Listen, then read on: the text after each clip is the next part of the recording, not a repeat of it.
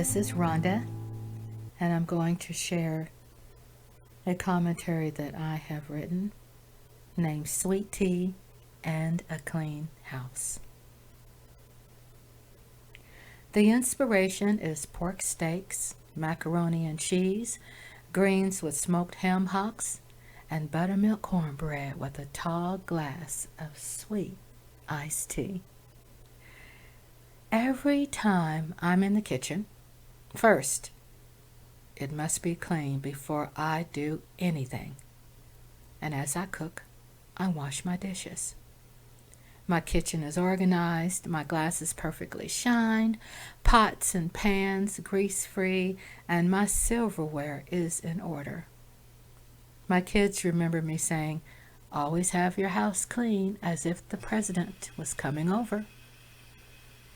I had two grandmothers, one from Tulsa, Oklahoma, and let me share with you what happened to the wealthiest black community in the nation. In 1921, the Tulsa Race Massacre, on May 31st and June 1st of 1921, members of the white community of Greenwood in Tulsa, Oklahoma, participated in a riot, killing some 300 black people, which residents say was more than in the thousands. The terrorist attack carried out on ground and on American soil, bombed by air by Americans, destroyed more than 35 blocks of the district. As a little girl, I remember visiting that very street that was burned down, named the Greenwood District. Now, my other grandmother is from Greenwood, Louisiana.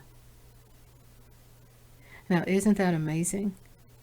My grandmother up north, Tulsa, Oklahoma, from Greenwood District, and my grandmother down south, Greenwood, Louisiana, where I will share my country roots.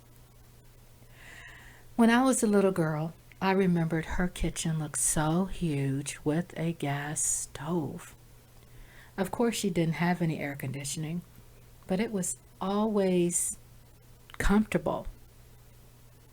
She was always washing the dishes while looking out her window. I remember she kept a perfectly clean kitchen that always smelled like a Clorox or a Pine Sol.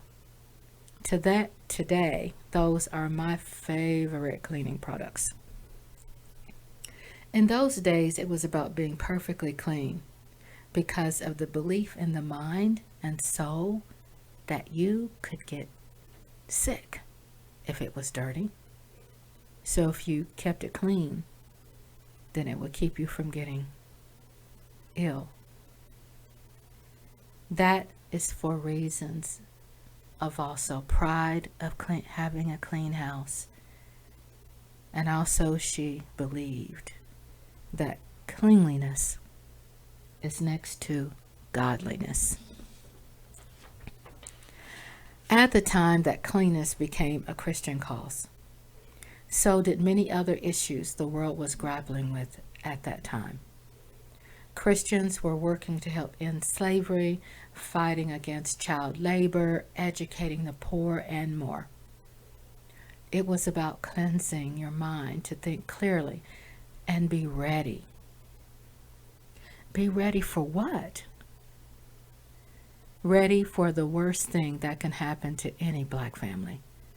And that is to love your life because someone hates you for being your complexion. She always made her bed when she got up every morning. She had always a special quilt on top with pillows to match. I remember the sweet smell of the country air through the window. Her favorite was gardenias. I remember my mother helping her plant gardenias outside of her home when I was a little girl. The front and back had a screen that would spring closed so hard bam!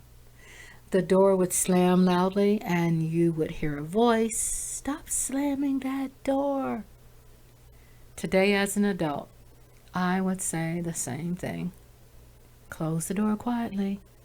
You know, those memories stay in your head. My grandmother worked for a white family who was owned by a judge, the home that she cleaned up. And the judge, which represented in that time prominence and power over blacks. I don't know how my grandmother did it, but she would get up early in the morning, work all week, and still fix her bed. Cooking and cleaning, hand washing clothes at both houses, taking care of their kids, and cooked and took care of her kids for less than 75 cents per day for $3.75 per week. And it wasn't 8-hour-a-day jobs, 40-hour weeks. It was from sunup to sundown. My grandfather would invite his friends, who were all deacons of the church, and they would stop by to help slaughter the pig, cut its proper sections, and would hang it in the smokehouse. And all the people who helped with the pig would take some home with them to feed their families. We lived off the farm. The pork was always from a pig you raised on the farm. That was at a time when neighbors helped each other. It was a code and a godly standard. My grandfather would get the meat from the smokehouse for my grandma to prepare. She also made cracklings, which are like pork skins.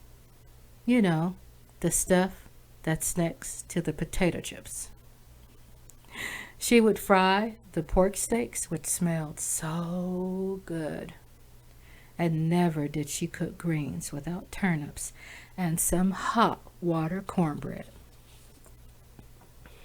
We all sat at the dinner table with my granddad, who sat at the front of the table every night together and said grace. Grace had a whole higher meaning at that time. It was praying that everyone would be together the next day, especially living in one of the most racist towns in the state of Louisiana. Those prayers had an emotional cry of faith, humility and pride, exhausted and worn, yet strong to represent by example, while young eyes were a witness of being together and tummies growling to eat everything that was set before us. Heck, I wouldn't wait for seconds sometimes, but also I would dream about seconds while still stuffing my face, like a lady, as she always taught me. Because my grandmother's exhausting back work in the judge's home, her family was on a list to not burn a cross in their yard. However, when the word got out that my aunt, which is their daughter, was a member of the Black Panthers, who later became the first black woman lieutenant of the Shreveport Police Department, the racists still made it clear in their perpetuated behavior that blacks didn't mix. And the judge put the obedience of her parents over what you'd say an out-of-control child. Of course, they were spared from a burning cross, but showing up in their trucks and shouting expletives. I'll never forget. I was a child. I'm an American, and no child should ever see or hear anything like this. But I did, for the sake knowing I would grow up fighting against this with every breath I take. Today, the food I cook and how I cook, the way I wash and clean the house, and the importance of sanitary red meat and safe poultry preparation is my religion. To protect my family from illness, to cook with perfection, to show my soul into the seasonings, and love for my history, and the rejoicing of a better future. The joy of being Black shows in how I live in the privacy of my home with the ones I love so dearly. My grandmother kept her house clean. Now that I'm a grandmother, I understand that while she cooked and cleaned, she was processing ways how to cope and consistently build the discipline to keep her sanity. She understood her value. She walked strong everywhere she went. She was born in 1916 and voted for President Barack Obama twice. She passed away in 2012. Thank you for listening. This is my thoughts for now, and until later, keep your house clean. Thank you.